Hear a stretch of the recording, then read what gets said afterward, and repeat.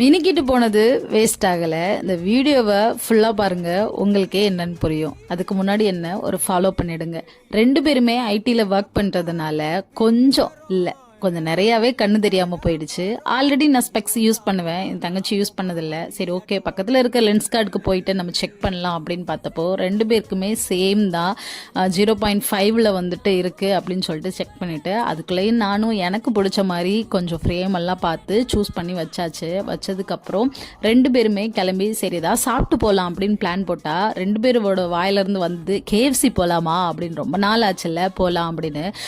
எங்கள் லைஃப்பில் நாங்கள் 2 பேரும் இப்படி சேர்ந்து போனதே இல்லை. ஒரு வருஷத்தில் என்னைக்கிடா நீங்கள் 2 பேரும் சண்டை போடாமல் இருப்பீங்கன்னு எங்களை பார்த்து கேட்குற அளவுக்கு நாங்கள் 2 பேரும் சண்டை போடுவோம். ஆனால் அன்னைக்குன்னு பார்த்து எந்த சண்டையும் இல்லை அப்படின்னு நினச்சி முடிக்கிறதுக்குள்ள எங்கள் வீட்டில் ஈவினிங்கு எங்கள் 2 பேத்துக்கு தரமான சண்டை. இவங்க திருந்தவேங்க மாட்டாங்கடா அப்படிங்கிற மாதிரி தான் எங்கள் வீட்டில் உள்ளவங்க எல்லாரும் எங்களை